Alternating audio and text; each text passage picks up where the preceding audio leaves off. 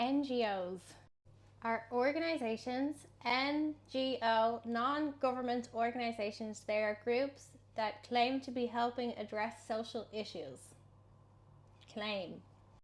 At first glance, NGOs look like they're helping solve problems, but take a closer look and the picture just doesn't feel real. But just like this surrealist painting by Yatik Yerka, things feel solid until you notice that it's not. Is this a house? Is this a tree? Same with NGOs. Are they solving problems or are they just shifting them around? The concept of an NGO emerged in the 20th century after World War II.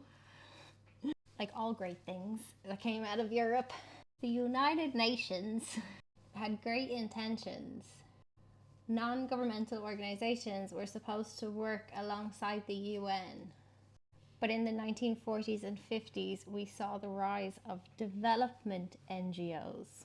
These were NGOs that were focusing on post-war reconstruction and developing other countries. NGOs act like heroes saving the world.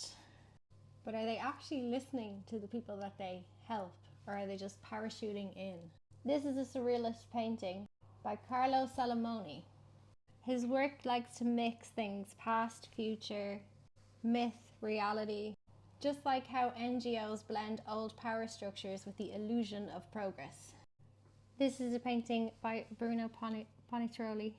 NGOs love to sell you a big solution. But the big solution sales pitch requires more and more problems. NGOs treat symptoms, never causes. Food banks instead of actually food. Like we could fix poverty tomorrow. We don't need food banks. Charity instead of redistributing wealth. Ever wonder why don't they solve the root problem? It's because then they'd be out of work. This is Salvador Dali. NGOs work in war zones, disaster areas, poor communities. Who funds them? Western governments? Billionaires? Corporations? Look at this Dali painting. These things look important, but they're very precariously balanced in your imagination.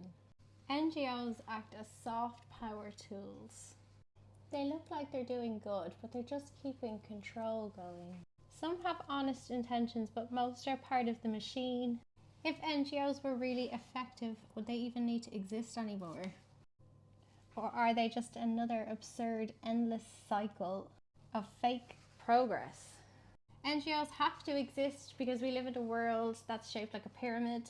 Wealth keeps siphoning up to the top. If resources were fairly distributed and rich nations stopped interfering, then NGOs would have no problems to fix. They step in when governments fail, but why do our governments keep failing? They patch up symptoms of inequality, never actually talking about the structure itself or what it takes to keep it intact. War, poverty, climate disaster, who's causing these? It's Western governments and multinational corporations. Those same powers then fund these NGOs to go in and help. But help, not too much help. Don't stop the exploitation.